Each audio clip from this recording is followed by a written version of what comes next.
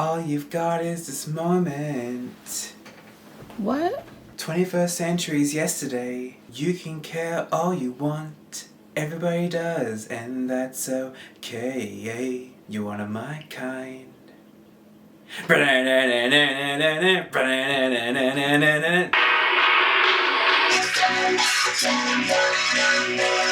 Good morning, good afternoon, and good evening, Europe, and to all Eurovision fans of the world. This is Australia calling. I always want to say that. If you are new to this channel, I am your contest connoisseur, Serafina, aka Lucas. Oh, can this fly fuck off? How are you? And if you are a subscriber or a returning viewer, welcome back. I hope that you're doing very well as well. It's Eurovision. I'm excited, guys. Seeing that we are less than 2 months away from the competition, it's that time of the year again. It's time to react to all of the songs for Eurovision 2024 in Malmö. Malmö? Can I just say too, all the artists were very quick to release their songs this year, because what do you mean all the songs were out by mid-March? It's come so quickly. Now we're here and we're ready to rock and roll. However, I've kind of tricked you a bit here because we're not doing a reaction today, because I already filmed the reaction about 4 or 5 days ago, and the results were not good because I listened to all of the songs. Tell me why I thought that 85% of the songs that I listened to were severely underwhelming. Oh. And yet I'm hearing people saying this is going to be the strongest competition in years, and I'm standing here like, where? With this lineup? It wasn't good. I was visually getting more irritated as I kept listening to the music because I'm like, what is this? What is this year? I thought it was going to be as bad as Lisbon 2018. So after filming that video, on and off for roughly 6 hours, I made the painful decision to retcon the entire fucking video because none of it was good. So I had to just listen to the songs several more times to just have it be better, have a better understanding of these songs. Good news is, I do. Bad news is, I'm having to do this whole thing again. So instead of me reacting to the songs, because I've already reacted to them, I'm not going to be able to do it again without it being a first reaction, because I've already listened to these songs already. I'm just going to quickly run through my thoughts and feelings for these songs, which songs I think are good, which songs I think are not good, and then obviously doing predictions at the end. So that is the idea for this video. It's going to be a little bit different to what I usually do with the reaction, because it's not a reaction, it is more of a commentary / review, and it's in a new part of my room. A room that you've already seen, but just not from this angle, because there's no point in me standing next to the computer if I'm not going to be doing anything that's regarding with the computer. So here I am, I'm ready to go. And that's basically all I need to say, because I want to make this intro short and I want to make the rest of this video short and concise so that I can just get this through and then I can edit it and upload it. With that being said,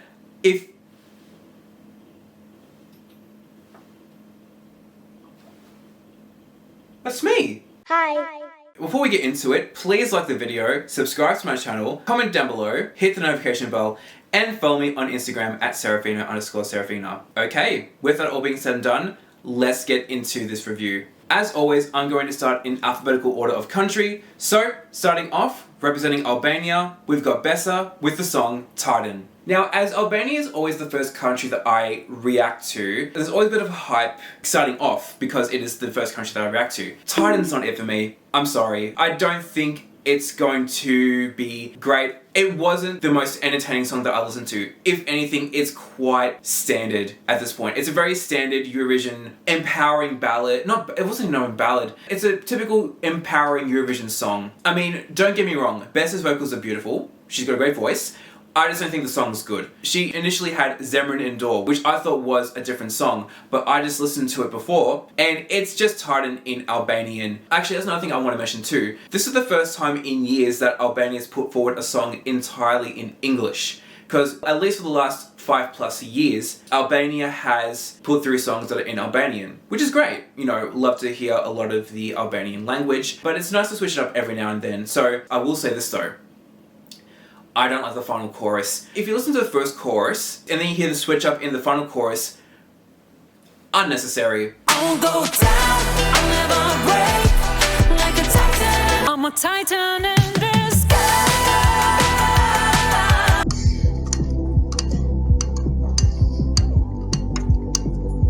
If they kept the choruses sounding the same all the way through, then I think the song would be a bit better. I still don't like it though. That's pretty much all I've got to say about Albania this year. Actually, one of my least favorite songs this year. Because there are so many great songs this year, there is a lot of competition. This is the first time since I think right down 2021 where there is no clear winner here. So you need to step it up, or you're gonna have to step down with the song and accept that you're not gonna go through. No booing! They've done pretty decently recently. Oh no, not 2022 though. They didn't do well, but you know. I can see the performance being good, but again, I don't think it's going to be enough to win over the public. Up next, representing Albania, we already did that bitch, oh my god. Up next, representing Armenia, we've got Laudaniva with the song Jako.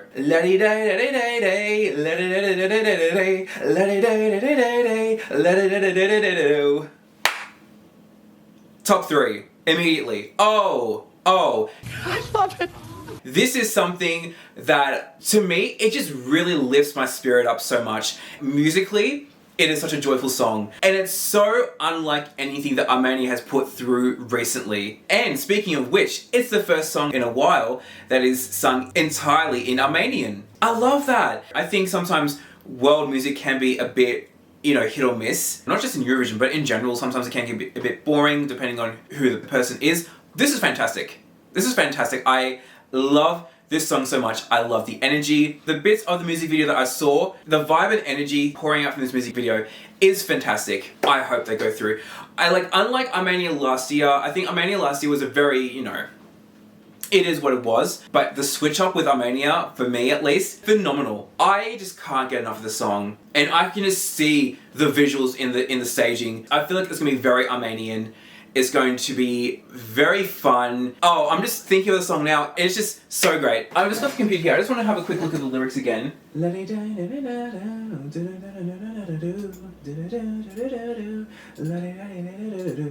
just looking at the first part of the song, and it says, you know, they tell me, Jako, be humble, don't talk too much, don't stay too quiet. Wear this, open this, close that, behave like a girl. But I am a free girl, so I will dance and you will watch. So from that alone, I'm guessing that obviously Jako is a person. To start off with, Jako's a woman. It's just about people telling her to be this version of, you know, a girl, like a typical like woman or girl of society. Maybe like, I don't know if this is like of like specific Armenian tradition, but Jako's like, you know, let me be what I want to be, and I just want to be a free girl. I want to dance and live my life. Perfect. I love it so much. Oh, and I do hope you guys better give Jako and Laudaniva their 10s for this song. Your 12s actually. Nah. No. No, that was stupid. Bye. And she's off, out the door.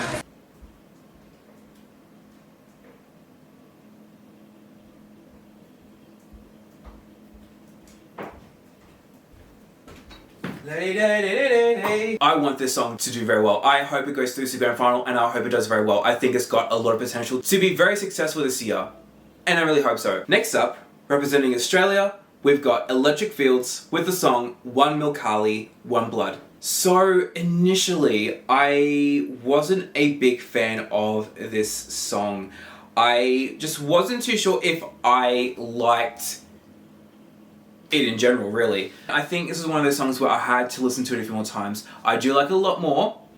It's still not one of my favorites, but it's moved up a fair bit in my ranking for this year. Yeah, I wouldn't say this is my favorite song that Australia's put out for the competition, but I also think that it's good enough that it's going to go through to the grand final as well. What really hooks me in though is the chorus. I think that's where the song shines. The production is not bad, and I do have to commend Zachariah for their vocals. They've got such a great voice, and I reckon live, their voice is going to shine through as well. One thing I forgot to mention about Electric Fields is that this isn't their first time that they tried to represent Australia. Back in 2019, at the very first Australian national final, they came in with the song 2000 and Whatever. They end up placing second with 114 points. Everybody, please welcome to the stage from South Australia, Electric Fields.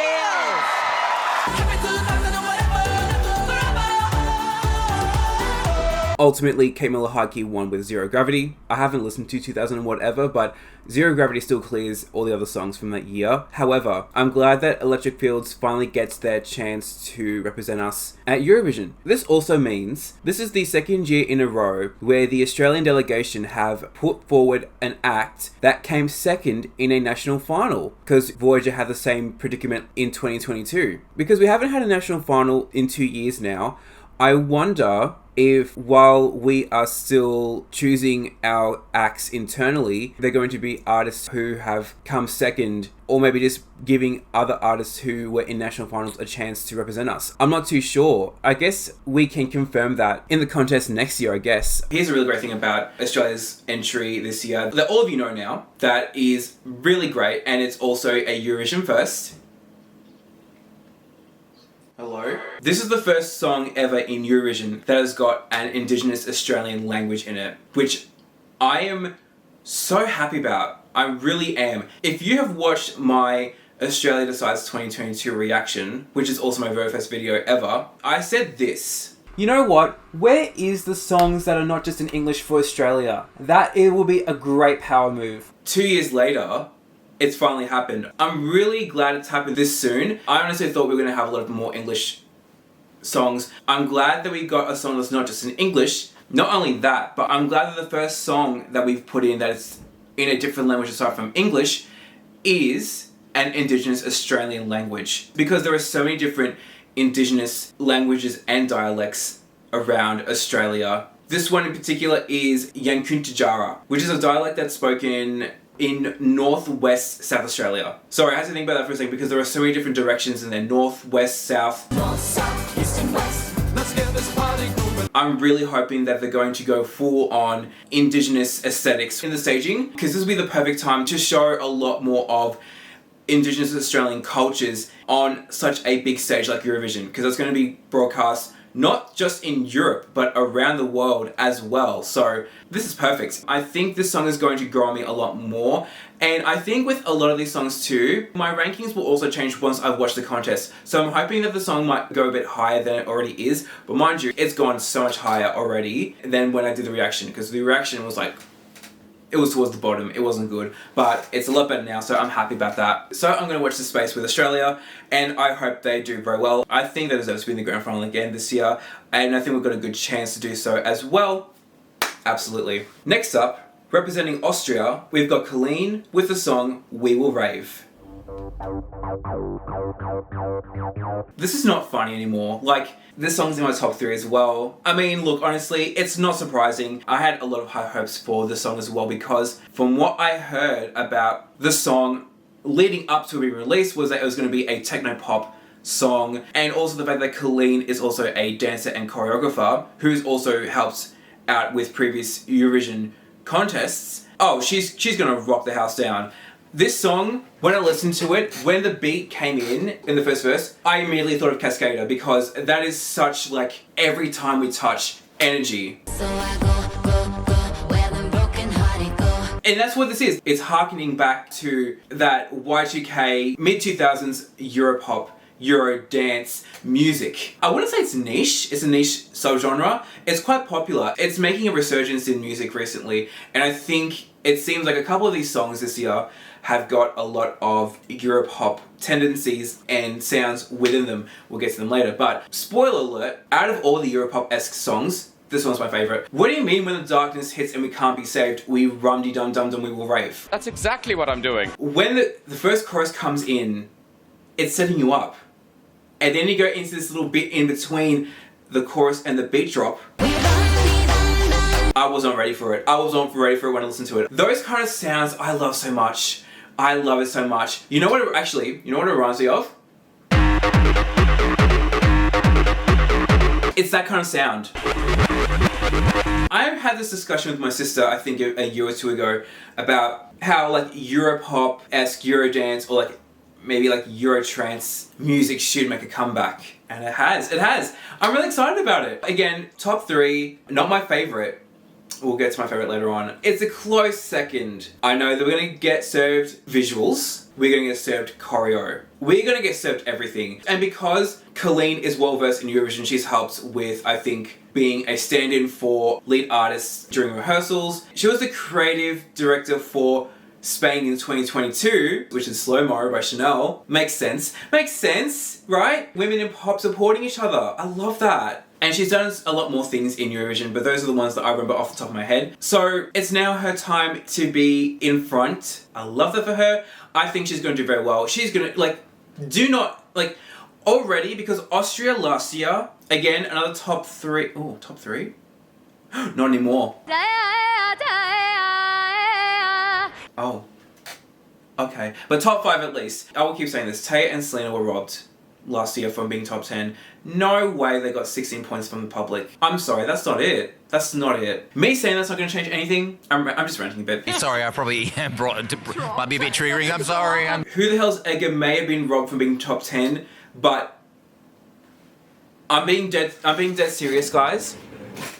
I want We Will Rave to be top 10. It deserves to be top 10. And I want it to do very well. Otherwise, I will not be happy. I will not be a happy chappy. Oh, my hair. What just happened to my hair then? Oh.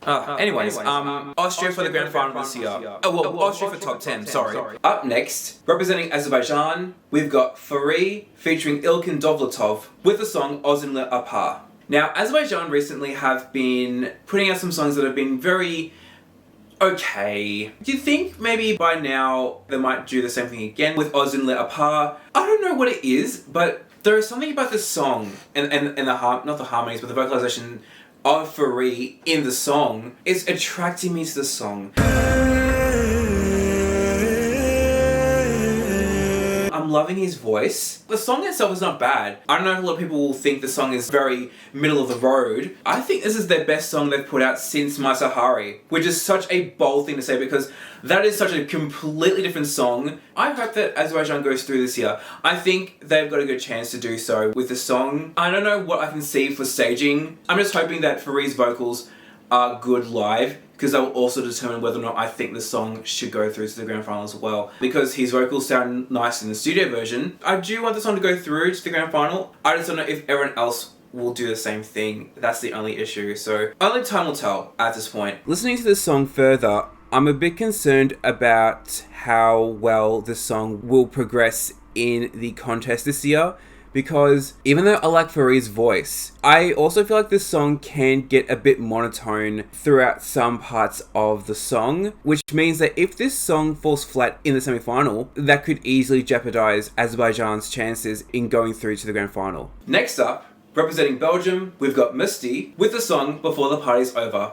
I thought the song was going to be a little bit more upbeat than what it actually was. And I think for that reason, that's why I'm not an entirely big fan of the song. I do know this though, I think this song is going to be another song where I still need to listen to it and get into it. Do I think the song has a lot of room to grow on me still? Absolutely. I think there's a lot of potential for it to do very well. I just think the song really kicks up by the final chorus, but leading up to it, it's still a little bit like on the same level. I don't know if the final chorus justifies the rest of the song in terms of it keeping me engaged, you know? I wouldn't mind the song being in the grand final, but I think it's got a lot of work to do to get there. Maybe, I don't know. This is only just my opinion on these songs based on my tastes, but I think if Musti gives us a grandeur performance of the song live, and it's done well, and he sings well, and everything goes well, obviously, then I'll be convinced more. I think he's got a great aesthetic based on the music video. I wonder how he's going to transfer that into his live performance. We will find out. Up next, representing Croatia, we've got Baby Lasagna with the song Rim Tim Tagi Dim. Look, I will say this up front, I'm sitting on the fence with the song at the moment. I don't know whether I think it's good or not. I think it's got good qualities to it. I think it's going to get the crowd going. I think it's going to be a fan with the public because as we saw with Let 3 and Mama Shit last year, the public loved them. And I'm also here to see Croatia go through to the final for a second year in a row because I think they deserve it, especially if they put out great music. Tim Tagi Dim, the verses are good. The chorus, I'm not too sure about. Also, can I just say, the very first lines of the song remind me of I'm a big boy now, I'm ready to leave. Ciao, mama, ciao. Hey, it's a mess out there. They can leave, but we don't care. I am so powerful. My mind, it amazes me sometimes. When I did the reaction, I was trying to look at the lyrics because I'm like, what are the lyrics about? I went from thinking, oh, it's about a guy leaving his village to go on an adventure, to, for some reason, pulling a complete 180 and thinking it was a story about him leaving and going to, like, you know, unalive himself. Stupid bitch. Which, I don't know why I thought that in the first place. I felt like some of the lyrics in the verses sounded a bit weird, but then I realised it's just about a country boy leaving to become a city boy. I don't know where I got the other concept from. Again, I could see this being a fan favourite. I could see this song doing very well. I could see it going through to the grand final, definitely. I think this song might just need a little bit more convincing on my behalf. I think Baby LaZagne is going to really be one of those characters of Eurovision this year that everyone's going to love. I think they're going to have the charisma. They're just going to pull in the crowd with their charisma. Yeah, I'm convinced now. This song is fantastic. I mean, there are so many things to love about it, the song. It's got a lot of personality behind it, not just with Baby LaZagne, but in the song as well. There is a story behind it. It's going to get the crowd pumping. It is going to be a fan favourite. I'm loving the chorus a lot more now. I have had rumours that this could potentially be a winning song as well. I personally don't know how I feel about that, but I'll say though that I would be shocked if this doesn't end up being top 10. That's what I'll say. I think this song is absolutely top 10 worthy. I just don't know if I want the song to win. Up next, representing Cyprus, we've got Celia Kapsis with the song Liar. Now, some of these songs this year, they're gonna be very like, you know, girl doing the whole choreo situation and just sort of like being not girl bossy, but like, you know, bad bitch energy, you know what I mean? Celia Kapsis is one of those artists this year for Cyprus. I thought production-wise, the song was good when I first heard it, but now I just think in comparison with some of these songs, it's gonna be tough to see if Cyprus is gonna go through this year. I can't tell. I reckon it's gonna be one or the other. If Celia pulls off a good performance, if she's gonna do choreo, she's gonna do choreo. I know that much. I reckon she could go through to the grand final. But there are so many big songs this year, I don't know who's going to go through or not. Since filming, I have changed my thoughts on this song as well. I'm loving it even more than I did when I first listened to it. I can see this song performing really well at the contest. One thing that I think will also really help Cyprus out this year is that Liar is going to be the very first song that's going to perform in semi-final 1, which means that it will be the very first song to kick off the entire contest this year. It's really going to make or break the atmosphere of the contest, because as we saw last year, Alessandra was the first artist to perform with Queen of Kings for Norway. She really kicked off the entire contest for 2023. I feel like Celia is going to do the same thing with Liar, because Liar is a great pop dance song. I think it's really going to kick off the entire contest. I feel like that's going to do wonders for Cyprus going through to the grand final this year. One other fun fact that I would like to mention is that this is the second year in a row now that Cyprus has looked towards Australia for their entries. Because last year we had Andrew Lambro, who is Australian. Celia is also Australian. I think just a fun little tidbit that Cyprus is turning towards Australia for their talent. I find it interesting when Australian artists represent other countries, because we've seen it before. Like the most well-known example that I can think of, aside from Gina G, obviously, because Gina G represented the UK in 1996 with Ooh Ah Just a Little Bit, great song. But also Anja Nissen, who represented Denmark in 2017 with Where I Am, because she won The Voice Australia in 2014, and then all of a sudden she was representing Denmark in 2017. Singing songs of praise and glory, we all learn to love their story. Me personally, I don't know if this song's going to be enough to go through to the grand final this year. I don't think it's got enough to make it go through. In my opinion, Cyprus is another country where it could be one or the other. Next up,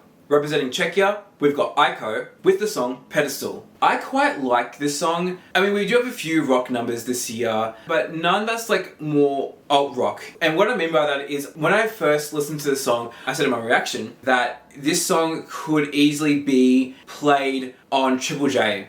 Like, it's very Triple J sounding because, you know, it's very alternative. For those who don't know, Triple J is a radio station here in Australia that, you know, a lot of their songs are very either alternative, alt rock, you know, indie music, rap, R&B, electronic dance music, stuff that isn't like necessarily mainstream music, but it's also like for the, I wouldn't say specifically for the youth of Australia, but it's also like, it's kind of pulling in this sort of demographic of people who like these different sounds. I could see this song going through to the grand final. I think it's fun. I don't know if other people would think the same thing though. I think there might be some people that could see the song as being a little bit underwhelming as well. I can see that, but I'm hoping that the song can do very well. It's got a catchy chorus. But me, oh no. Me. Oh, embarrassment. But you know what I mean, right? I'm just thinking stage-wise, I don't know if there's going to be enough for the song to do well. Maybe. I don't know, guys. I don't know. So since filming, Jako has released a revamped version of Pedestal, which I think includes a few slight tweaks to the production of the song, but more importantly, they extended the song by about 30 odd seconds after where the original version of the song would end, and it includes like an excerpt of an argument, and then it just proceeds back to like, I haven't listened to this version in full for about a week, so bear with me. I'm pretty sure it just hits back with like a completely instrumental version of the chorus, I believe. I'm not too sure. I'll have to look back into it again. I think it's pushed Pedestal a bit higher in my ranking. The original version wasn't too bad. I think they've really made the song a bit fuller towards the end. I think it's going to make the song a bit more memorable, because that was an issue that I had, not an issue that I had personally, but I feel like that could have been an issue with the public where Pedestal could be a little bit forgettable, not because of how short it is, but because I feel like the song may not stand out as much as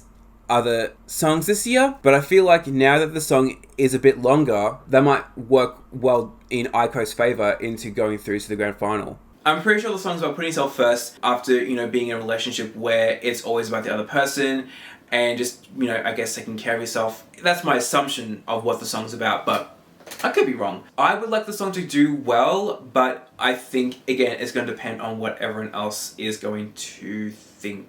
Next up, representing Denmark, we've got Saba with the song Sand. You know, I'm always here for a Denmark comeback into the grand final because they're one of the countries now that has gone with the longest without being in the grand final, and this is not going to be their year. I'm sorry. And to rub salt in the wounds, it's my least favourite song this year, guys. I don't like it. I don't like sand. You know what I think about Sand? It's coarse and rough and irritating, and it gets everywhere. If this song was put forward for Denmark maybe 5 years ago, in the mid to late 2010s, I reckon the song would do a lot better. But it feels a bit dated. Is that a hot take? Is that an unpopular opinion? I don't think Denmark's gonna go through again this year. Sad, but also like, in a year where there are so many great songs, there is little room for error, because then you are definitely going to be not going through to the grand final, and unfortunately I think Denmark's not going to go through. At the same time, I can't sit here and say that, you know, I want Denmark to go through if the song's not going to be good. And I just think Sand is just too generic. A shame, but I just hope they can do a lot better next year. Up next, representing Estonia, we've got 5 Minutes and Pull Up with the song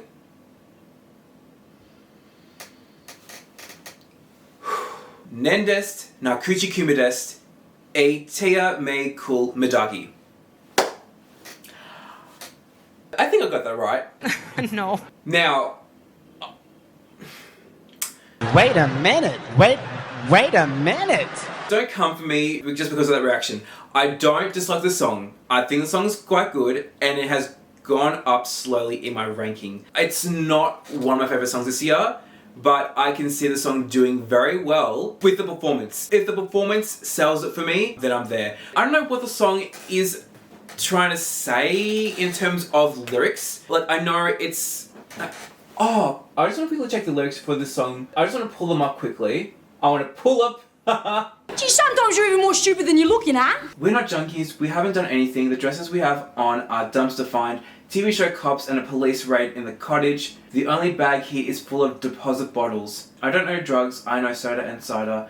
Couldn't tell the difference between vitamins and speed. So, is it a song about not judging a book by its cover because these people are clearly like, they may look like they might practice antisocial behaviours, but they just like finding clothes that might have been worn already, and people assume that they are like, you know, they're junkies, they're alcoholics, they are no good ruffians, when they're just decent people in society? Is that the general theme of the song? Let me know in the comments down below. That's what I think, that's what I'm getting from the lyrics here. I think the song is going to be another fan favourite. I can see this happening. I think it's going to pull in a great crowd. I want to listen to the song a few more times. I think I will get more into it. I just need to listen to it a few more times. It's getting there for me. See how it all checks out. But I know that they're going to give us a performance, especially because it's also bringing in a lot of folk music as well. I don't know if it's specifically like Estonian folk music. Considering it's all in Estonian, I reckon it might be. I'm not too entirely sure. You know, it could be top 10, maybe. I was even saying maybe it could be vying for gold this year, but I don't know though. I don't know if I would say it could though. We'll just have to wait and see. Next up, representing Finland, we've got Windows 95 Man with the song No Rules. I'm Windows. Windows 95 Man. My name is Windows. Windows 95 man. Okay, so,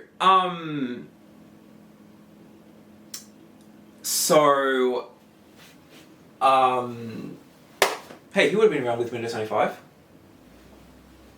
He would have. To be fair to Windows 95 Man, whoever was going to represent Finland after Karja was going to have a hard time. He was the public's favourite last year. He was the people's princess for Eurovision last year. So, Windows 95 Man, I feel like kind of gives the same energy. Another song that's very Europop-esque. Oh, okay. I can hear it in the production, but I don't know how I feel about the song either. I just think, again, I know where it's coming from in terms of like energy, but I just don't know if I'm there. I don't know if I'm there with the song. I think there's no doubt that the song is going to go through to the grand final. I think that people are going to stand behind Finland and just support them this year, but I just don't know if I personally like the song that much, which might be surprising because songs like this usually are a win in my books, but I don't know. To me, I feel like it's missing something. I mean, it's got a lot of energy as it is, but there is some it factor that it hasn't got, and I can't explain what it is. Freestyler. Rock the microphone. They're going to give a great performance regardless. I know they're going to do very well. What I also am going to wonder is if they're going to blur out the Windows logo during the performance, because I saw the national final performance after I listened to the song and it is completely blurred out. That's quite funny, obviously because of copyright reasons, but like it's so funny. I wonder if it's going to happen again at Eurovision. I was hoping it was going to do better, but you know, again, the live performances might change my mind, and I hope it does. So that's all for now. And I'm back. Next up, representing France, we've got Slimane with the song Mon Amour. I have nothing but love to give to him because he's got another great song. I love Mon Amour. His voice is so rich and beautiful. Oh, and honestly, he's kind of cute too. So like, you know, oh, don't start. There's always going to be some hot guy in Eurovision that I'm going to think's cute. Do not be surprised. We know this right now. We saw what happened last year. I think he's going to bring such a powerful and emotive performance in the grand final. I'm hoping this could land France a top 10 position this year. I mean, but I'm not going to count on it either because like we saw what happened to, but I also predicted it for Zari last year. But I'm kind of hoping that Slimane might do better this year. I think Mon Amour has got a good chance to do very well. I just want to look at the lyrics for the chorus. I love you, I don't know why, I play the scene again, but it's always the same ending that keeps repeating. You don't hear anything. What do we do about my pain? Do you love me or not? So looking at the lyrics, it seems like it's a song about Slimane wanting this person to love them, but there is obviously something either that he's done or there's something that's keeping them apart, but he will do anything to get to his love. When I think about it now, also brings a lot of emotion Oh, I know, actually, also, this may not necessarily mean a romantic love. This could be like even any kind of love, and maybe even for like a familial love. It could mean anything, really. I think with knowing the lyrics a bit more, that's going to make the performance a lot more powerful, especially live. If he gives it his all, oh, it's going to be great. Next up, representing Georgia, we've got Nutsa Buzaladze with the song Firefighter. But let the fire, but let the fire. Does it say out or up? Pull out the fire. Put up the fire. Oh, fucking hell. I said pull instead of put. Oh, you know what? Fuck me.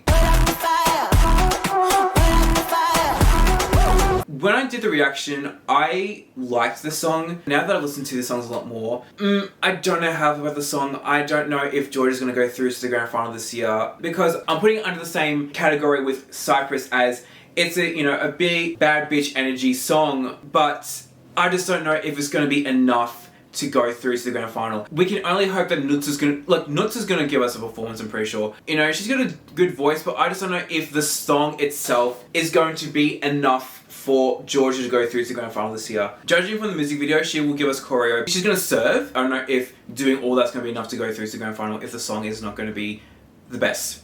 Even though I think Georgia has a 50-50% chance of going through to the grand final, I think Firefighter could go through if the performance is great. So I feel like Nutsa has to really sell the performance and make it fantastic for it to go through. Otherwise, I can't see it going through to the grand final. Georgia is one of the active countries that has had the longest time between being in the grand final. The last grand final that we're in was in 2016. That's been 8 years ago now. Again, I'm hoping for Georgia to go through again soon, but I don't know if it's going to be this year. We'll find out. Up next, representing Germany, we've got Isaac with the song Always on the Run. I don't know what's going to happen to Germany this year. Okay, I'll start by saying this. I don't like this song that much. It's not my least favorite song this year, but I feel like it's giving mainstream singer-songwriter energy. It's giving me like a fusion between Lewis Capaldi and Rag & Bone Man. Do you know what I mean? I like the chorus, but that's not going to be enough for it to do well. That's the issue. The only thing that I don't want is for Germany to be last for a third year in a row. Because I don't want to have to go and say, Germany is down the bottom yet again for a third time. It's possible, I just don't want it to happen. But considering some of the other songs this year, it's not looking good for Germany. Oh, I will say this though. When I did the reaction, when he went into that final chorus, it woke me up. It kind of shocked me a bit. I'm hoping they will do better than be last, but I'm not counting them being in the top 20 at least. I don't think it's going to happen this year. Next up, representing Greece, we've got Marina Sati with the song Zari. I've been pulled in so many directions with this song because I went from not liking the song at all to being like, okay, I can get behind the song within a few days. Because tell me why, when she first started singing in like that almost falsetto voice, I started dissociating. What the fuck? At first, I felt the song was a bit bizarre, but listening to it further, I'm understanding the vibe of the song. And looking at the music video is gonna be a fun time. Another thing that I really love about the song is that it's all in Greek. This is the first time in years that we've had a song from Greece in Greek. That's already a big plus because I think it's nice to switch things up again. And already the song's a massive step up from last year. Don't get me started in Greece last year. Jumping and moving around the stage for the majority of I've already said what I need to say about that song. This song's so much better. I'm going from, I hope this song doesn't go through to the grand final, to, I want the song to go through to the grand final. Because I think, when I'm thinking of the live performance, I think Marina's going to give us choreo. I think we get a lot of Greek culture and Greek visuals in the performance, and I think it's a nice fusion between the traditional and modern Greek cultures. I still need to listen to the song a few more times for it to really sink into my head, but it's definitely a really big one-up in terms of ranking it as opposed to a few days ago. So it's already a really big win for Marina, for me at least. So I'm excited to see the song live. I have been convinced and converted for Zari this year. Oh my god, this song's fantastic. I absolutely love this song. It's in my top 10 now, guys. Where it should be. It's where it should be in the top 10. Oh my god. I can't wait to see Marina perform. She's gonna kill it. She's gonna kill it in the second semi-final. I hope this song really does well in the grand final, because it's going through to the grand final, right? There's no way it's not going to go through, but I'm hoping that grand final wise, Marina ends up doing very well in terms of points. I know there's also a dance incorporated in the music video that I'm pretty sure is going to be used in the performance, which I think is going to really amp up the... what's the word I'm thinking of? The likability of the song, I guess, because it's not a dance that's like overly difficult. It's one that anyone could possibly do, and I think that's the reason. I feel like Marina made the dance like that on purpose so that people can also dance to it as well, amping up the... that's right, that's what I'm thinking of, amping up the inclusivity of the song and the dance to everyone. They can also dance to the song as well. I cannot believe I went from I don't like the song at all to I love the song so much. Oh, it's not the only song that has done that to me. We'll get to that later. But guys, please love Greece this year because they've got such a great song. I want this song to go through to the top 10. It should be top 10. And it's going to be top 10. I will see it. I will see to it that it's top 10. Next up, representing Iceland, we've got Hera Björk with the song Scared of Heights. Yeah, look guys, I don't think the song's gonna go through to the grand final either. I don't personally like the song. I liked it at first, but you know what it was giving me? It's giving me radio-friendly dance pop music that would be playing at least 5 times a day on the radio. And it would be advertised on radio stations for the radio shows. That's the vibe that the song gives me. It's very generic dance pop music. I can't see it doing well this year, especially with all the other songs this year. It would be honestly a miracle to see Iceland go through to the grand final this year. We won't know until we see Hera perform. Actually, speaking of which, this is the second time that Hera Björk has represented Iceland, as she was in the contest in Oslo 2010 with the song Je ne sais quoi, and she ended up placing 19th in the grand final with 41 points. I have not listened to Je ne sais quoi in a while, so I don't know I forgot what it sounds like, but I don't see Hera going through to the grand final this year. There might be a miracle where she is, but I can't see it happening. Not with the magnitude of songs this year. I don't see it happening. Up next, representing Ireland, we've got Bambi Thug with the song Doomsday Blue. I want to address all of you to what I said about Ireland last year. Until I see a shift in Ireland, they're not going to go through to the grand final. They have not been doing well, and I just feel like with these song choices, they're going to keep not doing good. And so far, I have not seen anything that could say that they have songs for the grand final. And clearly, the audience agrees with that. I don't know if anybody from the Irish delegation was watching my video, but clearly someone was taking notes,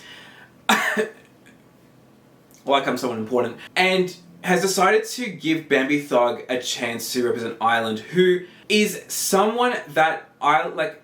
If you've seen, obviously recently Ireland's music and artists have been very on the same level. There hasn't been much of a shift in terms of different kinds of music that they've put out for their country. Bambi is someone completely different to what Ireland usually brings out, and I'm happy. Like I said, Ireland needs to switch things up if they want to go through to the grand final. I think someone must have connected with some wavelengths in my head at that point, because Bambi's aesthetic is really so different to other artists who have represented Ireland recently. And I'm hoping for Bambi's sake that they do go through to the grand final, because I think this is Ireland's chance to make a comeback with something so unique, because there is nothing like this in Eurovision this year. To me, when I listen to the song and when I look at Bambi's aesthetic, it's like a cross between Marilyn Manson and Ashniko. I don't know if anyone else feels the same way. That's my thought. I wasn't too sure about the song initially. After listening to it a few times, I definitely got behind it a lot more. I hope that the performance goes well. I think there's a lot of potential for the performance to be fantastic and for the aesthetic to really shine through with the performance. And I was really hoping that Bambi was going to represent Ireland, because looking at all of the photos from the artists for Ireland, I saw Bambi's photo and thought I liked their style, and I liked how different they were to everyone else, so I wanted them to go through, and they did, And I'm so excited, and I hope that they do well, and I hope that everyone else sees the potential that they've got for Doomsday Blue. It is not for everyone, I'll say that much, but I think it's still got a lot going for it. So I can only hope that the performance does really well and that Ireland goes through to the grand final. I'm hoping this is the year of the Irish comeback. So usually, this would be the part of the video where I'll be talking about Israel's entry. However, due to the ongoing violence that's happening in Gaza, I'm not going to be talking about Israel's entry this year. I won't speak too much about it for two reasons. If you're watching my channel for a while, I don't usually speak about real world issues because I try to keep my channel focused on pop culture and good vibes only. But seeing this is Eurovision and Israel is in the competition this year, despite what's going on, I don't want to talk about Eurovision this year without talking about what's happening in the world at the moment. And secondly, I don't want YouTube to come for me. But all I'll say is this: the violence that's happening in Palestine is not okay, and it never has been.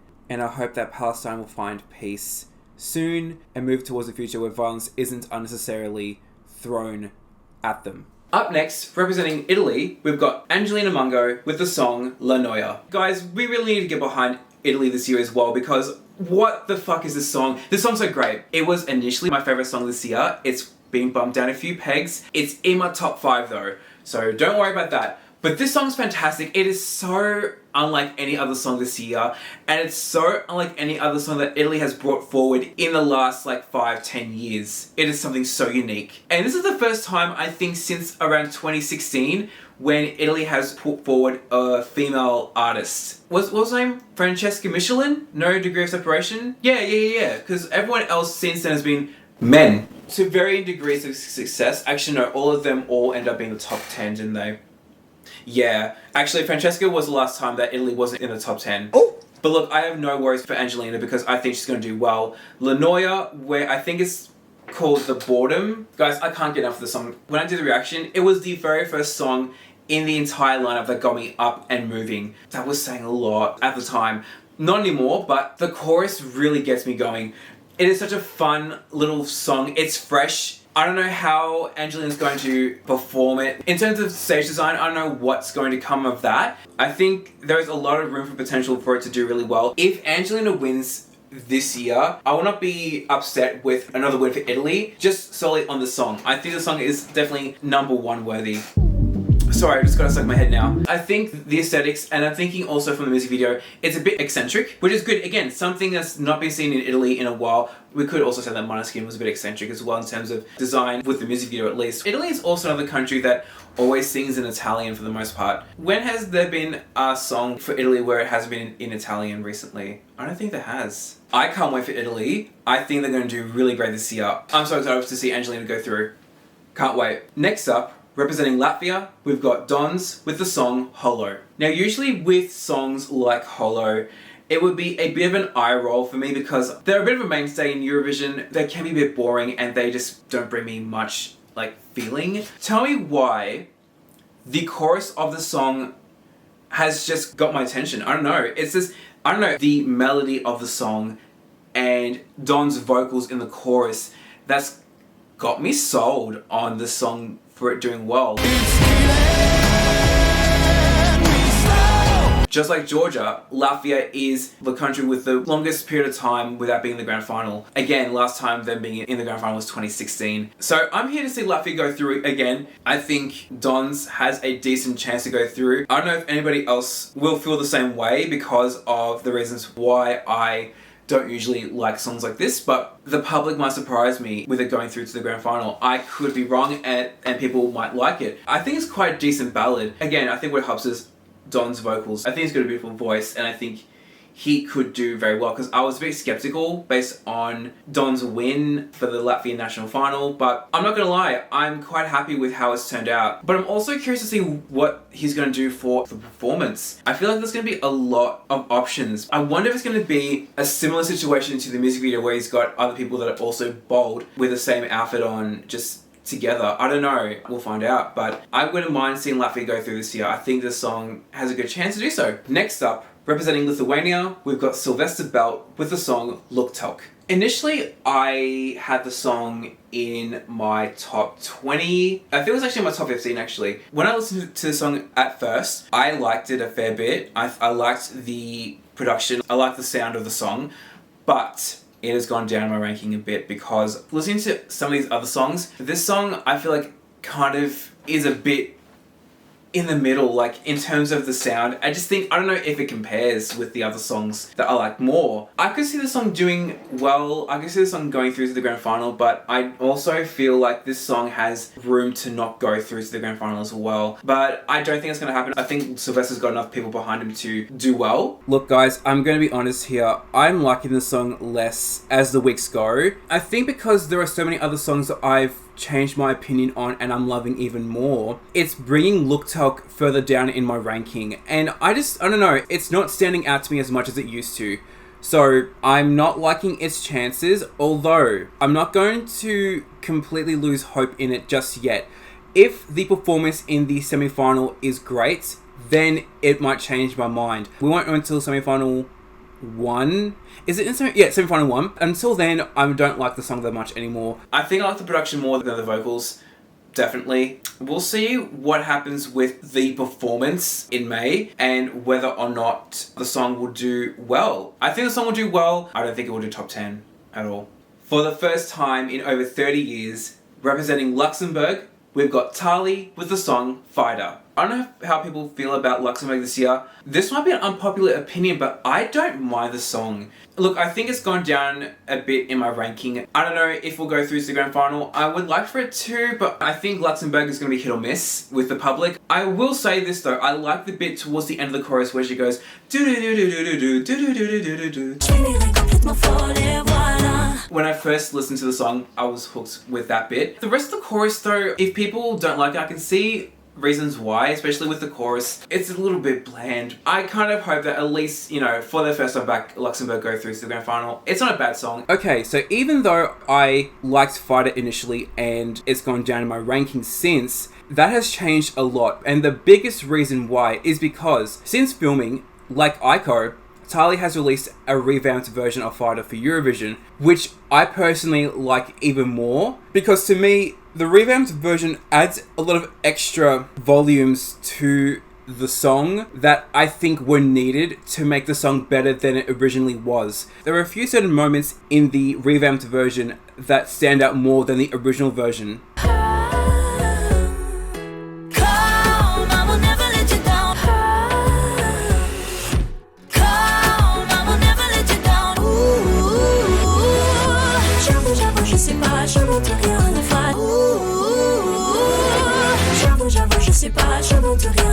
It adds a lot more texture to the song and makes it less one note than it originally was, because even though I liked the original version, it did seem a little bit one note in terms of how the song progressed. There's so much added flavor to it now, especially by the final chorus, where in the original it just was the same thing twice. The revamped version slows down the first part of the final chorus and then it just picks up the speed again for the final chorus in that section. The revamped version has really pushed my thoughts on Luxembourg in the contest this year and its probability to go through to the grand final this year. And I really hope that Luxembourg do go through to the grand final this year. I think it's got what it takes. Up next, representing Malta, we've got Sarah Benici with the song Loop.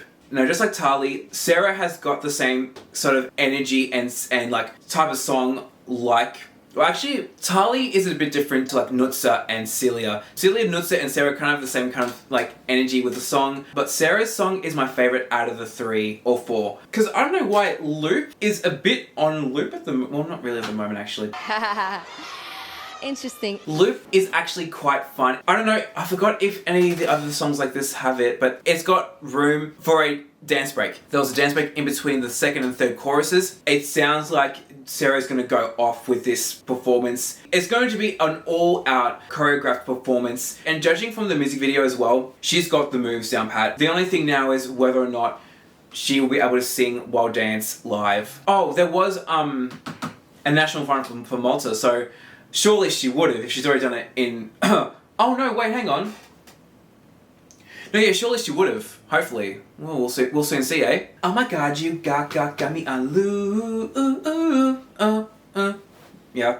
It was good, wasn't it? Let's face it. No. So, I would like to see Malta go through to the grand final. I still think that Malta last year didn't deserve to be last in semi-final 1. And hopefully Malta does go through this year. I think they've got a good chance to. And I think if she pulls off the performance right, she will. So I can't wait to see what happens. I'm obsessed with Loop. Like, I liked it when I first listened to it, but I love it right now. Oh my god. Guys, I know Malta has been struggling this decade, but I really hope that this is where... Oh no, actually, I lied. No, because they did well in 2021, but please let Sarah Benici go through to the grand final because Loop is fantastic. I think this is a song worthy to go through to the grand final. She is going to give us a performance with the dance moves that, like, considering the music video, oh, we're going to have a fun time with Malta. And also, the fact that she is going to be opening up the second semi-final, bitch, come on. Oh, whoever was in charge of the semi-final ordering this year, kudos to you guys because you are really going to help open and close the semi-finals down because we've got Cyprus opening semi-final 1 and Luxembourg closing it. And then for semi-final 2, we've got Malta opening and then the Netherlands closing. We'll get to the Netherlands very soon. I have got nothing but love for Sarah Benici and for Loop because, oh my god. Guys, seriously, please, if you haven't, please get on board with Loop because this song is grand final worthy. We'll get to predictions soon, but I don't know how she's going to do grand final wise. I really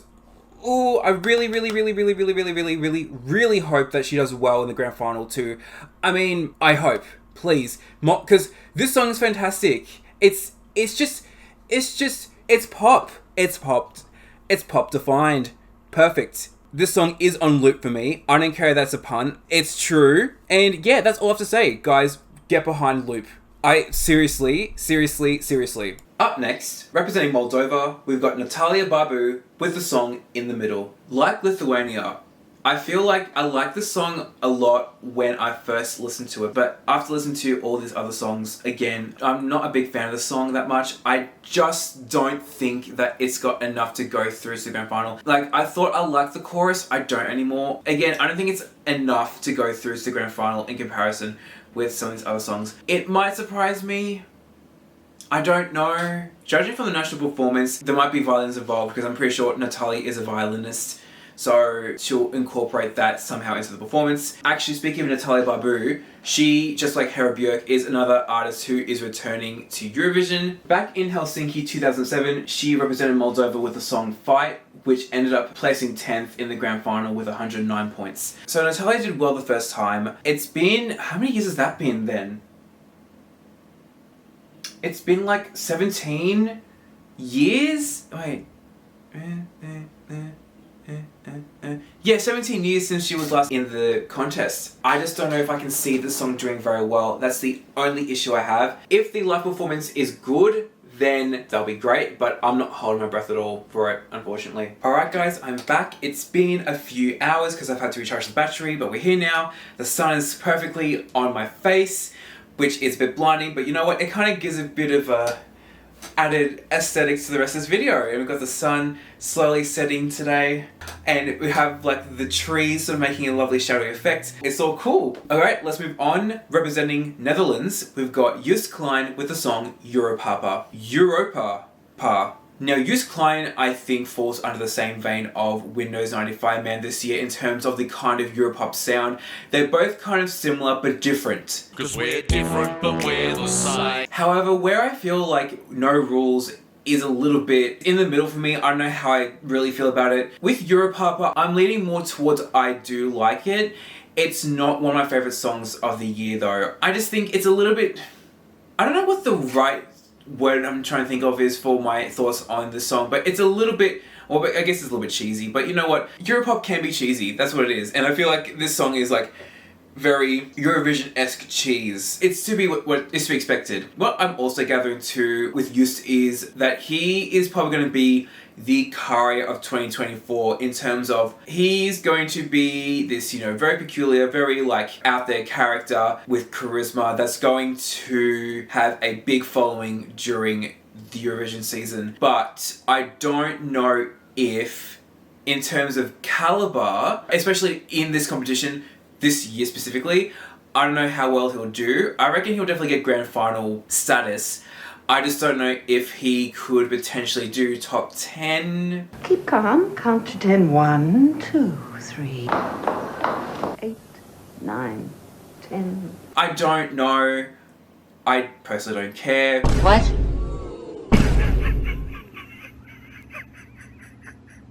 I know you didn't say that. What I'm also trying to figure out is the lyrics, because I know there's a meaning behind the lyrics. I just don't know what. Under my assumptions, I feel like it's in relation to Youth's father, I believe.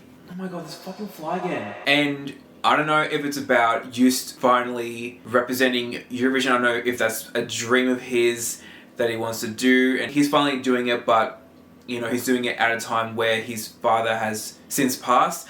I don't know if I'm on the right track. Don't know yet, but you know. Okay, I would like to formally say fuck half of what I said just then, because this song's great. It's one of the songs this year where I had to take some time to listen to it, and it's gotten in my ear and now I can't get enough of it. I can see this also being a fan favorite, and honestly I wouldn't be surprised if it ends up being top 10. I'm solidifying it now that I reckon it's gonna be top 10 regardless. This song is kind of everything. Not my everything, but it's kind of everything, and I know it's gonna go far this year. I was mostly right about the story behind Europapa. What I wanted to add was that the song was dedicated to both of Youth's parents, who unfortunately passed away when he was 5 years old. That's where a lot of the emotion lies, because Youth, as a child, wanting to represent the Netherlands at Eurovision when he's older, and he finally got to do that, but unfortunately his parents weren't around to see him finally do it, because obviously they're dead. Whether or not you include the meaning behind the song, it's still a great song regardless. One other thing that I want to mention is the genres that are in Europapa.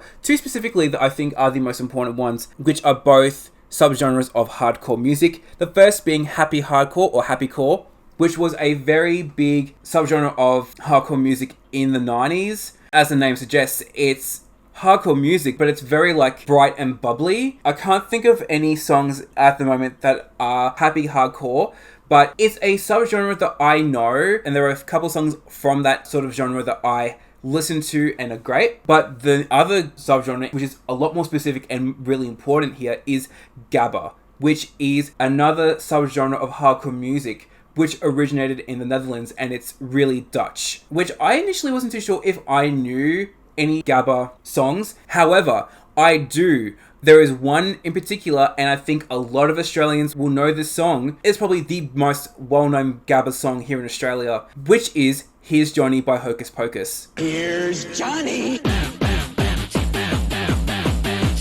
I'll tell you what, it was so successful to the point where it spent 6 consecutive weeks at number 1 in 1995 here in Australia, which I feel like for a niche subgenre like gabba is astounding. It ended up being the 14th highest selling single in Australia for 1995, which is, again, astounding. I just wanted to add that in there. I know we're talking about Europapa, but I wanted to put this in here to show you how powerful this song was in terms of popularity, considering that it's gabba. Amazing stuff. But anyways, Europapa is fantastic. I'm pretty sure it's in my top 10 as well. And I know that the performance, no matter where it's going to turn, I still don't know what the performance is going to look like, but it's going to close out the second semi-finals. So we're going to have a banging time with Youth this year. So I can't wait. I hope you're all doing well. And I'm also trying to figure out what he's going to do with the performance. I feel like Youth is going to be like a wild card in terms of what the performance is going to look like, so we'll find out eventually. I think Youth is going to go through to the grand final. I just don't think he's going to win, only because there are so many better songs than Europapa, in my opinion, that deserve to win. I think the song's still going to be a favourite with the fans. Up next, representing Norway, we've got Guts with the song Ulvaham. I don't know how people feel about Norway's song this year.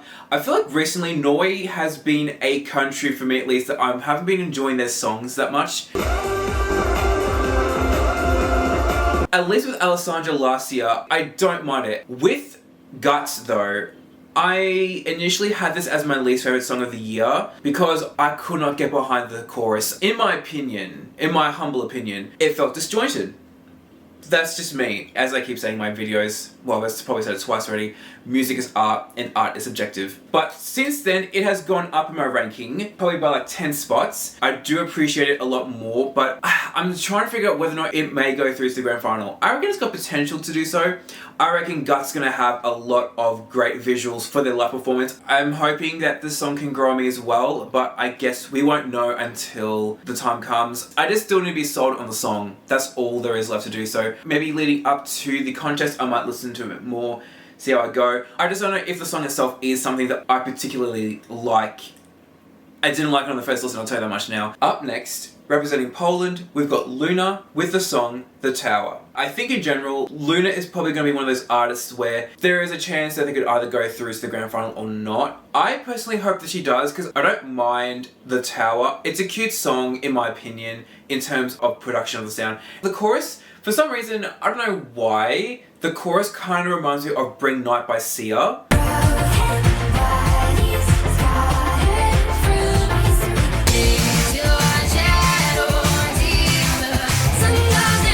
Aside from that, one thing that I do like about Luna is that she said in one of the stories on the Eurovision website that one of her biggest inspirations is Björk, so that's already a win in my eyes. I would like for Luna to go through, but now that I'm thinking about it further, I could also see Luna not going through as well, which I hope doesn't happen. I'm hoping that I can go for 100% accuracy rate on both the semi-final 1 and semi-final 2.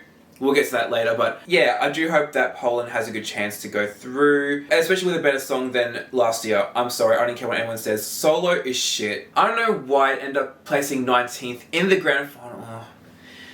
Bloody hell. The only thing I didn't mention was the stage design for the performance. I honestly have no idea what Luna's going to do, although I am hoping that the performance will really help the song because I'm starting to get second thoughts on how well she's going to do with the song.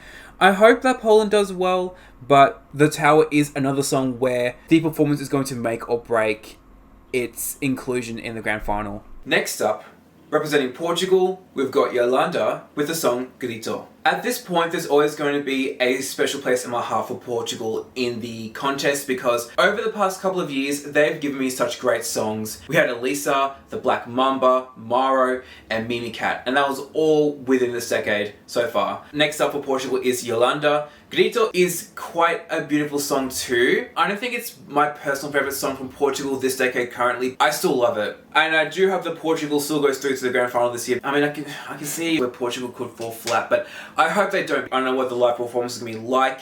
Yeah, again, I'm just hoping that Portugal goes through to the grand final because I think, as always, they just bring out such great music and I just feel so aligned with Portugal's music recently at Eurovision. No surprises if they go through. At least I want them to go through to the grand final. Oh, I feel like there's more that I want to say about Portugal, but really, I don't think there is. Just because I haven't said much about Portugal this year doesn't mean that their song isn't great. I just hope that, you know, there's this consistency of Portugal bringing out great music because so far it's done them justice this decade. So I'm hoping moving forward they'll keep continuing to do so. Next up, representing San Marino, we've got Megara with the song 1111. It seems like San Marino has been on this trail of sending in rock acts for them recently. I'm not sure if I said this last year, but ever since Måneskin won for Italy in 2021, I think San Marino has taken inspiration to do the same thing in an effort to do well. 2022 they had Achille Lauro, he flopped. Last year they had Picked Jacks,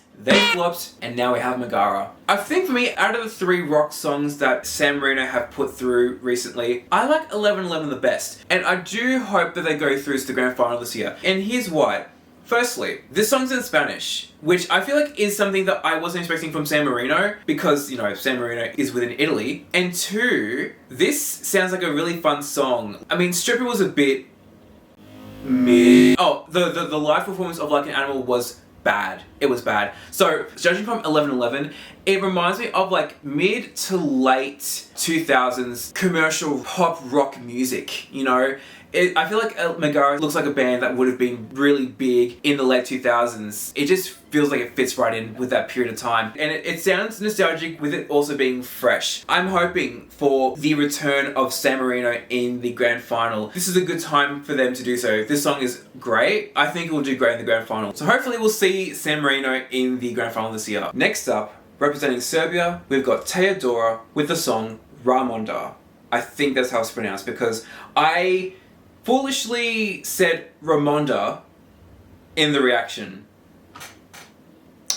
I don't think that's correct. I think, judging from the lyrics of Ramonda, I think it's a type of flower, maybe? I don't know. This is definitely a different direction to Someone with Spava last year. Taya has got such a beautiful voice too. And I do hope people notice that, because I think it deserves to be in the grand final. I think I might need to listen to it a few more times, but I don't think I have to worry about not disliking Ramonda. Everything is quiet, just like under the water. I scream, but the sound doesn't come out. There is a white flare behind the mountain. I cannot see the end of it. The world is on fire, every flower too. Where have lilac Ramondas disappeared to? Yeah, that's why I'm thinking that Ramonda is a type of flower. I don't know if that's a particular kind of flower that is around Serbia. I still don't know what the meanings of the lyrics are, but that's fine. Sometimes it's not the lyrics that speak to me, it's the production of the song and the vocals. As you all know by now, hopefully, Serbia has been on fire recently with going into the grand final. I don't think I will have to worry about them doing badly this year. Hopefully, you know, considering that there is a lot of competition this year. Up next, representing Slovenia, we've got Raven with the song Veronica.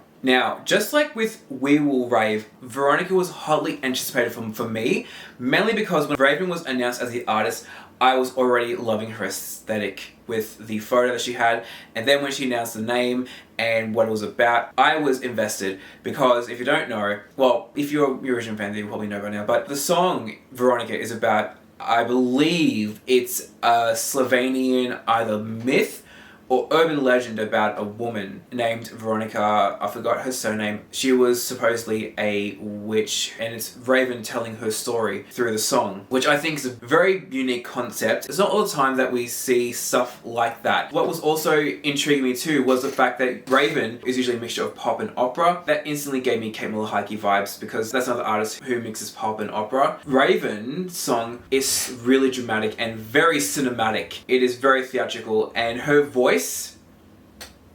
it's fantastic. I can't wait to hear it live. Hopefully her voice transcends from the studio version to her performing live. And judging from the music video as well, I'm expecting to see visuals with this song on stage as well. I know she's going to give a great performance, so I cannot wait. She's going to go through to the grand final. There's no question about that. I think the song is grand final worthy. Oh, also, one of the co-writers for Veronica is Bojan Svietikanen. I hope I pronounced that right. Who is the frontman of Joker Out, who represented Slovenia last year with the song Carpe Diem, which I found to be quite surprising, but apparently they were like really good friends, so love that for them. I know that Raven will go through to the grand final. If she doesn't, for some bizarre reason, then people just don't appreciate art, don't they? Up next, representing Spain, we've got Nebulosa with the song Zora. I think there were a couple of people that I wanted to go through for Spain this year. Nebulosa was definitely one of them that I thought would be a really great time. They seemed to have a very lovely energy. Sound-wise, it seems very 80s style music. And I like how we've got older duo as well. So when I listened to Zora for the first time, I honestly felt let down because it just felt a bit monotonous, and I feel like I have to credit that to the lead vocalist. I don't know why, I just particularly didn't find her voice that enjoyable to listen to, mainly because I felt like her voice was fading into the music. I couldn't hear her voice that clearly because it felt a bit quiet, and unless if the live performance is going to be better, then I can't see it doing well, because so far I'm not convinced. No, I'm not convinced with this song. I can't see it doing very well. Can I just first say, scratch everything that I said about Maria. She is an icon, she is a legend, she is the moment. This has been probably the biggest turnaround for a song this year in Eurovision. Again, Spain has really taken me by surprise, with me either not liking it or not too sure how I feel about it to loving it. The same thing happened with Yaya last year.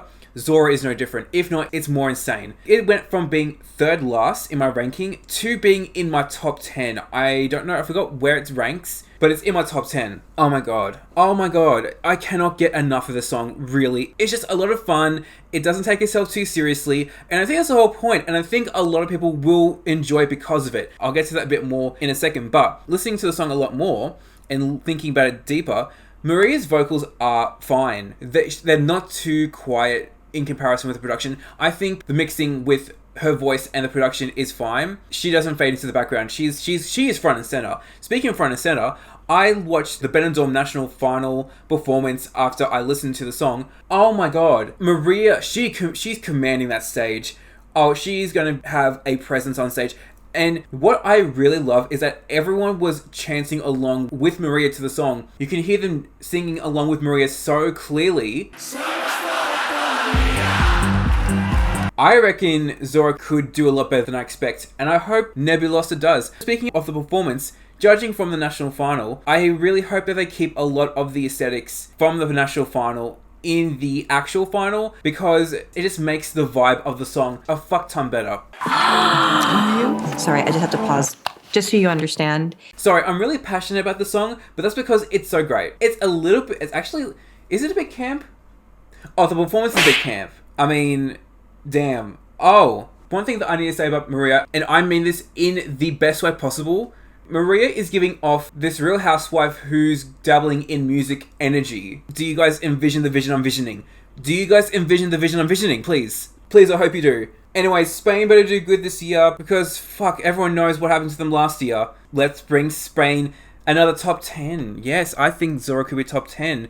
Potentially. But it depends. It really depends. But I hope Spain does better than they did last year. Next up, representing Sweden, we've got Marcus and Martinus with the song Unforgettable. Well, well, well. It is the winning country's turn in the hot seat. Seeing that it's Sweden, you know, usually I wouldn't be entirely convinced on the first go for Sweden to have a good song. But there's always room for firsts.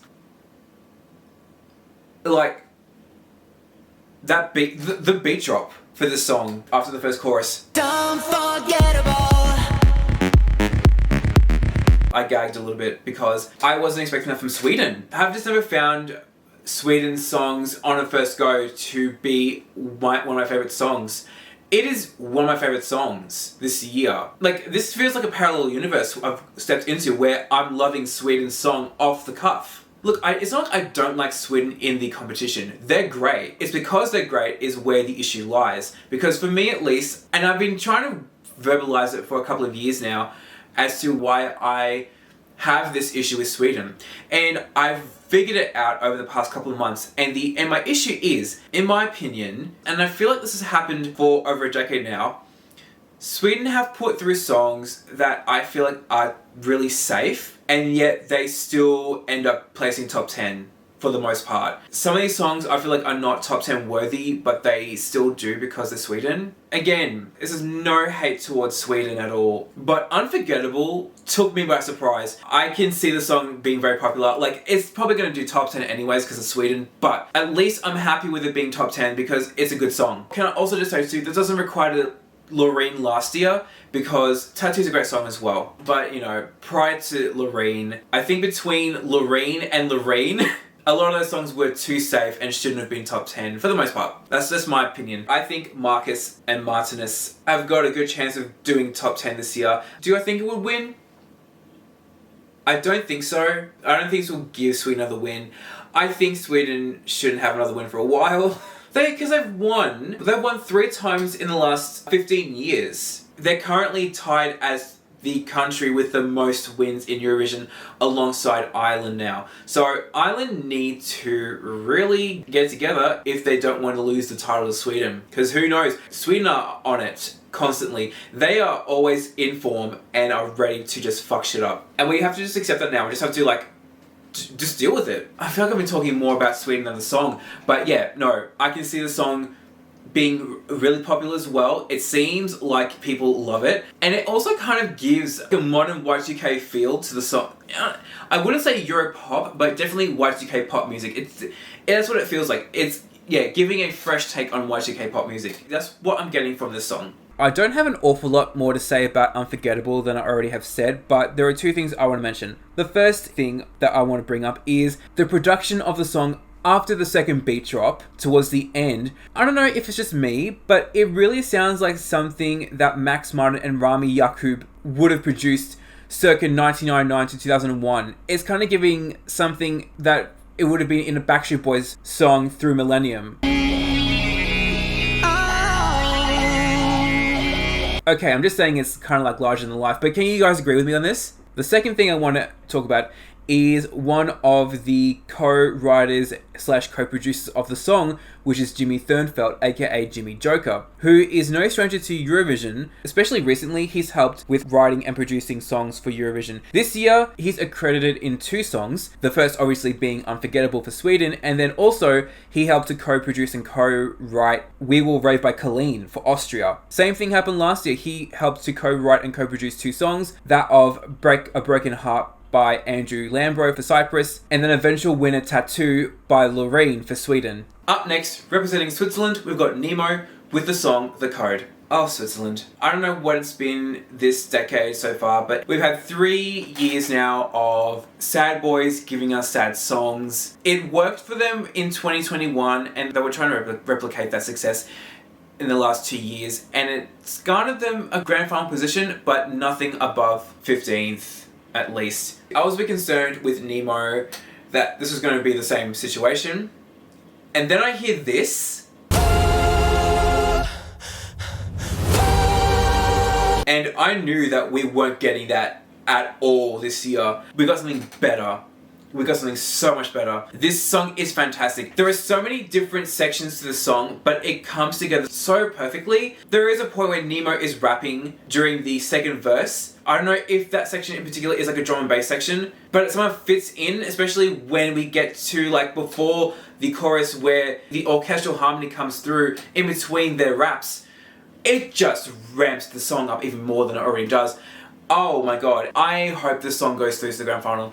I think Nemo deserves it. They've got a great song behind them. And the lyrics are great too, because it's talking about Nemo's journey of them realizing they are non-binary, and just, again, the cracking the binary code, I believe. Lyrics, where's the lyrics? Somewhere between the zeros and ones, that's where I found my kingdom come. Yeah, exactly. So, it's a story of a personal journey, and it's done in such a unique way to nothing else that I have seen this year, where it stands out. The story stands out, and so does the music. And hey, if Taya approves of the code, then it has to be good.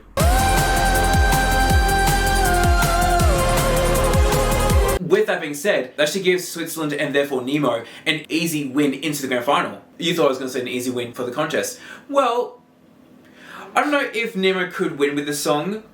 I reckon they could easily do top 10 if everyone knows what they're doing with the votes. Oh my god, I just looked directly at the sun. Oh my god, hang on. So watch the space with Nemo. I reckon they're going to do great things with the song, and I can only imagine what the performance is going to look like. Another song where I can't figure out what they're going to do with the performance. It could be anything. The possibilities are endless with something like this, so we'll find out soon. Next up, representing Ukraine, we've got Aliona, and Jerry Hale with the song Teresa and Maria. I personally don't know how to feel about Ukraine's song this year. I think it's a little bit underwhelming in my eyes because there are so many great songs this year. I think for me, it's falling through the cracks in terms of the song being good. What I'm loving about Ukraine at the moment is that they have got this 100% accuracy rate of going through to the grand final that they've been doing since their inception into the contest in 2003, which is really fascinating, the fact that Ukraine is constantly going through to the grand final. So there is a great chance that Aliona and Jerry will go through to the grand final this year, but I just don't know if the song sticks out. I don't think it does. I mean, I like the second verse where Aliona is rapping. I reckon it's all going to depend on how everyone feels about the song and what their thoughts are. I'm hoping my thoughts might change when I watch the performance live. So at the moment, it's quite low on my list, unfortunately. Alright, we've come to the very last, and certainly not the least, song for the competition. Representing the United Kingdom, we've got Ollie Alexander with the song Dizzy. You could not tell me 1 month ago that the UK were going to have my favourite song of the year. You meaning I saved the best till last? Yes, I did. Because what the fuck do you mean that this song is pop perfection? This is amazing. I'm sorry, this song is amazing. When I listened to it at first, I liked it. But then once I listened to it, it got in my ear. It's been on repeat ever since. It's been like 4 or 5 days since I've done the reaction. I haven't stopped listening to it. I'm obsessed with the song. It is insane. I love it so much. Now, Ollie Alexander is probably one of the most well-known artists in the competition this year. For those of you who may not know, Ollie, for the better half of a decade has, well, for a decade in general, sorry, can I just say, sorry, the sunset almost looks red. The song's almost, oh, I love that. Oh, it's gotten like really dark all of a sudden. But anyways, Ollie Alexander has fronted the British trio known as Years and Years. I think a lot of you will know who they are. Has given us a lot of big hits, and Ollie himself has also worked with a lot of really big artists over the years as well. But now it seems like Ollie is the only person in Years and Years, because when you look at his name under streaming services, it's Ollie Alexander, parentheses, Years and Years. So is he just going by himself now, or is he still, well, as far as like last year, he's still releasing music as Years and Years, but I think it's only just him now. But he did say in one of the stories on Eurovision when he was announced as the artist, he feels like now is the right time for him to release music under his own name and probably not under Years and Years. So we'll see what happens. Like, this is probably the first song that he's released as Ollie Alexander. The production of that song, oh my god, the chorus just gives me so much life. Oh my god. I just want to say quickly, production, Danny L. Hall. He is really becoming a big name in the pop music industry, because I've known his name for probably about over a year now. He is a producer, he's made his own music, but he's also helped to co-write and co-produce a lot of music for the likes of Charlie XCX, Rina Sawayama, Caroline Polachek, Shy Girl, you know the girls, right? Like, I'm pretty sure he's helped to co-write and co-produce a lot of songs on Pang and Desire I Want to Turn Into You, both of which are by Caroline Polachek. I should really check those albums out. And more recently, he has co-wrote and co-produced Houdini and Training Season by Dua Lipa. So I reckon we're going to see more of him on Dua's new album as well. But what I'm getting at is, he, over the last couple of years, has really made a name for himself in pop music. Not only that, but Ollie is like a really relevant artist still. Like, he's still making the hits, he's still making the music. Oh, the song's gone now. Oh. Dang. And they produced this song, which can I also add, it's very late 80s, early 90s electro pop. In terms of the production, it's very Pet Shop Boys mixed in with, like, I don't know, other bands of that nature, like maybe New Order, or who else am I thinking of? I'm only thinking of New Order. Depeche Mode, you know, like that. I love that. I've watched the music video for it as well. I love the aesthetics in the music video. I hope that Ollie can bring some of those aesthetics into the live performance, and I hope that he can do well live too, because if that song goes through live perfectly, oh, I want this song to be top 10. I want this to be the UK's next top 10. I reckon.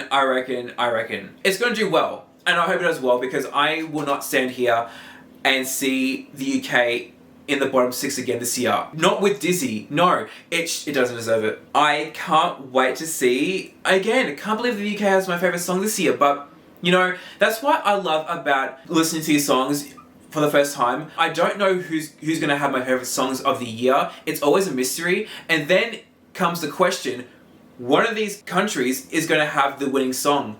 It's a matter of who. You got a 1 in 37 chance of winning here. Isn't that crazy? I can't wait to see Ollie perform live, and I can't wait to see a lot of these other countries perform live. I agree with a lot of people now that this is going to be one of the best competitions in recent history. I cannot wait to see what happens next. Can't wait for May now. It's a new dawn, it's a new day, it's a new month. I know I shouldn't be apologising for this, but I'm really sorry that this is coming out a lot later than I expected. I just had a lot going on in my life, just a lot of things that's really stretched me physically and mentally. I'm okay. But I'm here.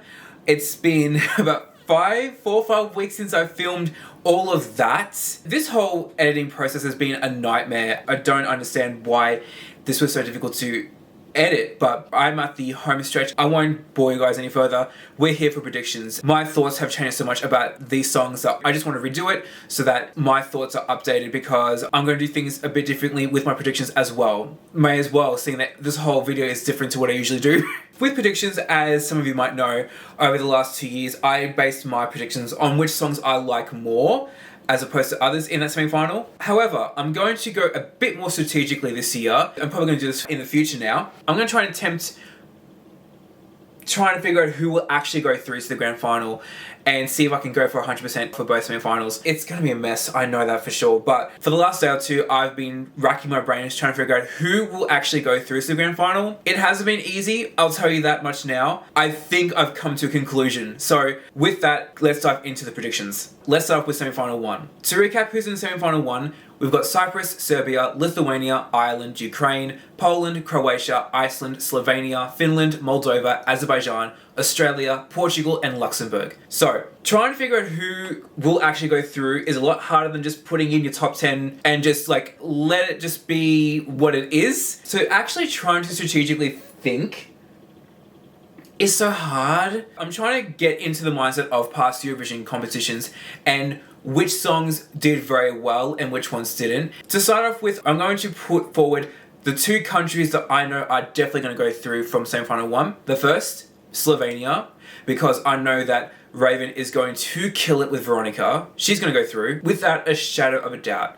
The other country that I know is going to go through, Croatia. I know that Baby Lasagna is going to also be a hit with the public with Tim Tagi Dim. No questions asked. Those 2 are going through to the grand final. Let's go to the opposite direction and think about some countries that I know that aren't going to go through. I'm pretty certain that Iceland is not going to go through this year. I just don't think Scared of Heights is that song this year. I don't think it's going to go through to the grand final. And same with Moldova. That's interesting. The 2 returning artists I don't think have got strong songs this year. Natalia Barbu in the middle, definitely not in the middle about this. I don't think it's going to go through. I think in comparison with the other songs in the semi-final, it's not as strong, unfortunately. 4 songs down, 11 songs to go. Here's where it gets harder, because then I'm thinking in my head, which songs have got a good chance to go through? And there are some songs as well that I may not personally like that I know are going to go through regardless. So why don't we look at a few of those actually? The next country that I want to talk about is Finland. Now, I'm not a big fan of No Rules. That might change with the contest, but I know that No Rules is going to do well as well. So I think Finland is definitely going to go through this year. The energy that Windows 95 Man is exerting, I love. I'm just not a big fan of the song, but I'm hoping that will change. Similarly, actually not similarly, but on the same like footing, Ukraine. I think Teresa and Maria is one of my least favorite songs this year, mainly because I'm not vibing with it.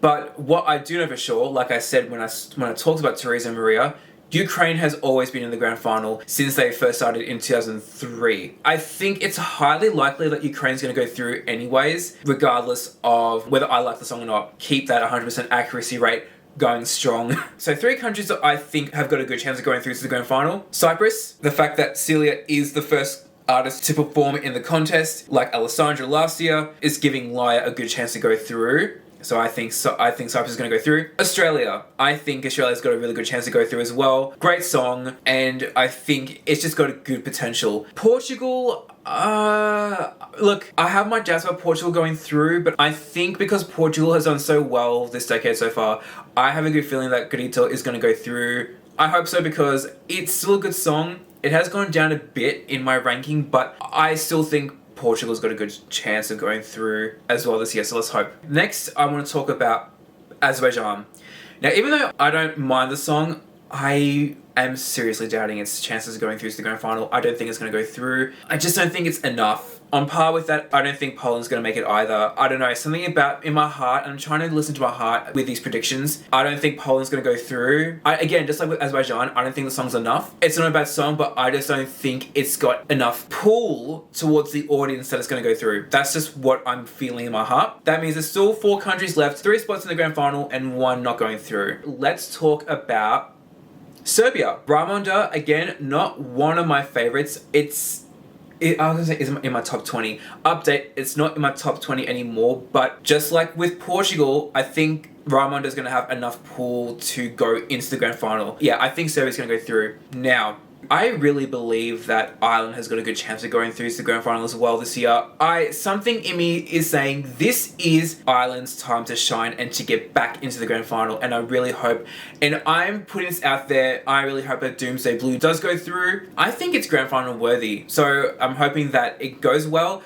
And then there were 2, Lithuania and Luxembourg. In the last 24 hours, I've been debating as to whether or not which country should go through, because look, even though I personally like Fighter, something in me in the last 24 hours has made me doubt Luxembourg going through to the grand final, because Lithuania, even though I don't necessarily like Luktelk, there is again something in me that's saying that, I don't know, chances are Sylvester could go through.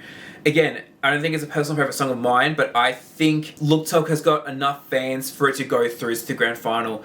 So with that being said, I think my 10th country that I think is going to go through is Lithuania, meaning that Luxembourg will not go through. I'm getting this feeling that Luxembourg isn't not going to go through, and Fighter has actually gone down a bit in my ranking over the past like day or two. So that hasn't helped either. I'm hoping that my predictions for semi-final 1 are good. I'm hoping that I did not fuck it up. I'm hoping that the first year of me actually strategically thinking of who's going to go through is going to pay off well. Okay, let's move on to semi-final 2. Alright, again, for a brief refresher on semi-final 2, we've got Malta, Albania, Greece, Switzerland, Czechia, Austria, Denmark, Armenia, Latvia, San Marino, Georgia, Belgium, Estonia, Israel, Norway, and the Netherlands. Let's just address the elephant in the room already. I highly doubt Israel's going to go through this year, because let's not forget, as of last year, all of the votes in the semi-finals are made solely by the public.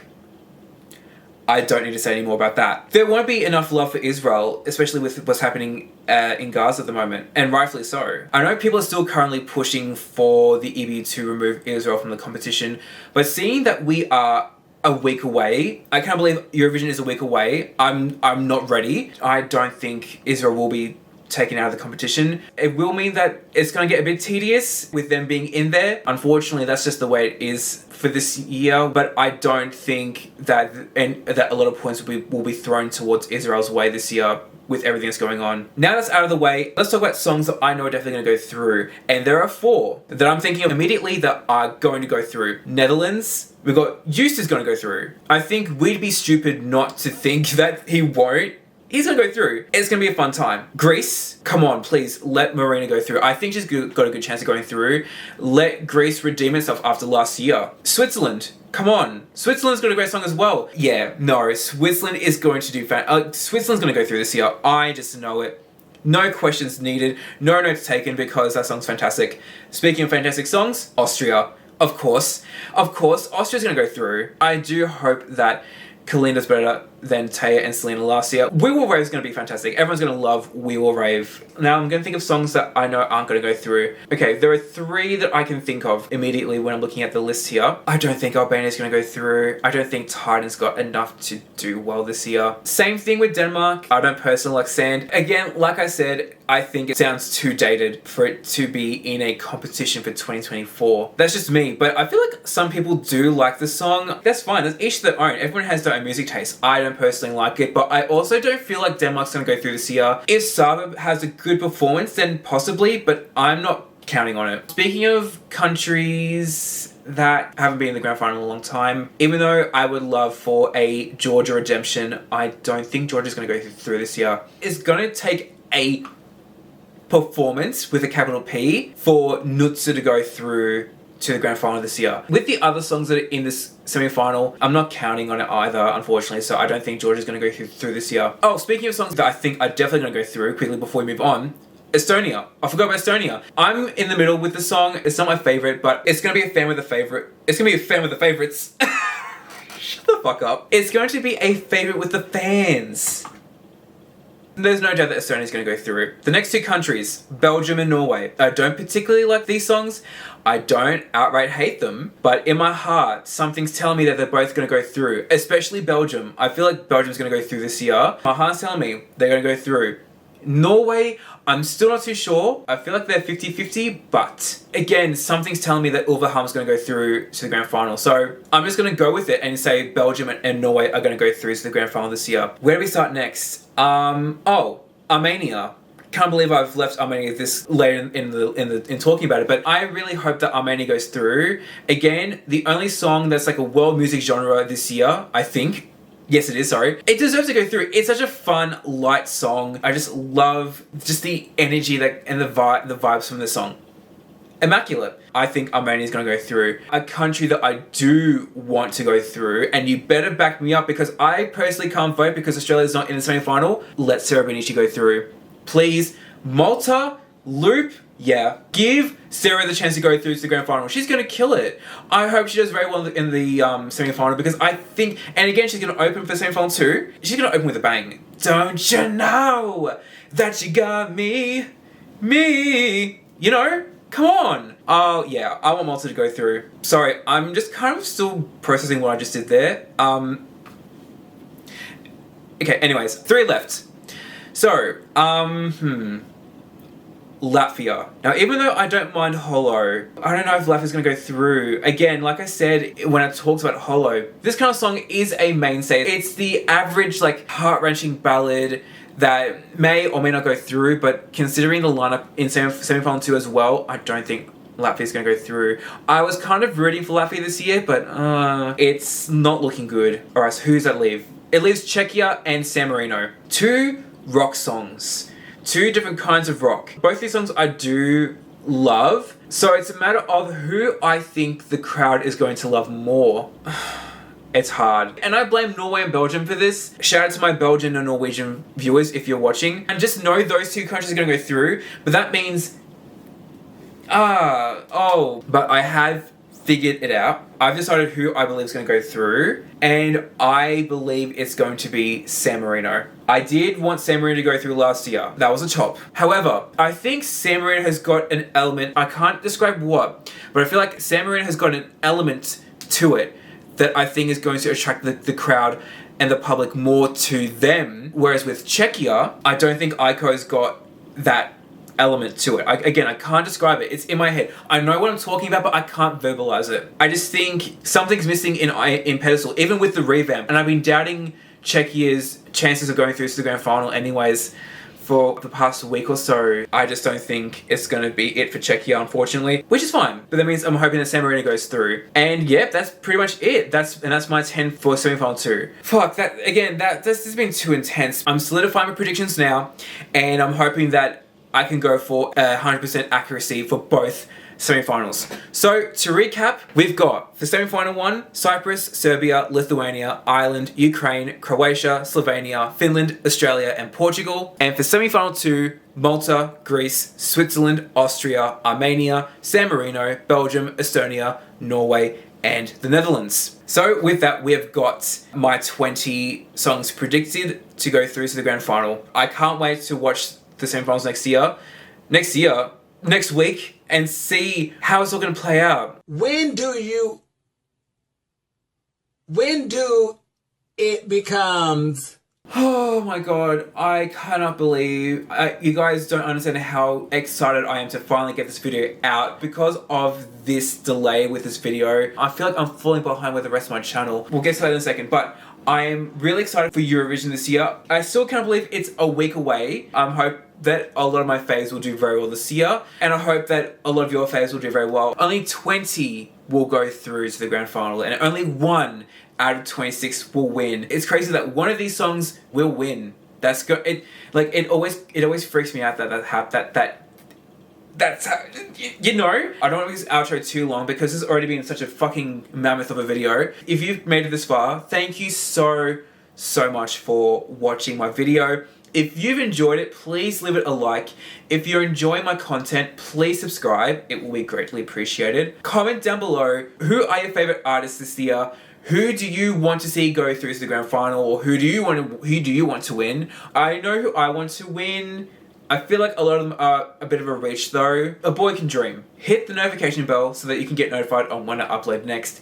And again, follow me on Instagram at Serafina_Serafina. There will be a link in the description box below. I'm exhausted. This video has really taken it out of me. This has been crazy, but I'm happy it's over. I've got a lot more content coming up in the meantime, so get ready for me to get back into the swing of things again. So stay tuned. I will be working relentlessly on the review once the grand final is officially over. So until then, take care of yourselves, treat yourselves, do what makes you feel good, and please love yourself. That's something that I'm trying to do as well at the moment while I'm just like trying to recover from the last 2 months. Oh my god. And to all Eurovision fans, I will see you on the other side. See you later.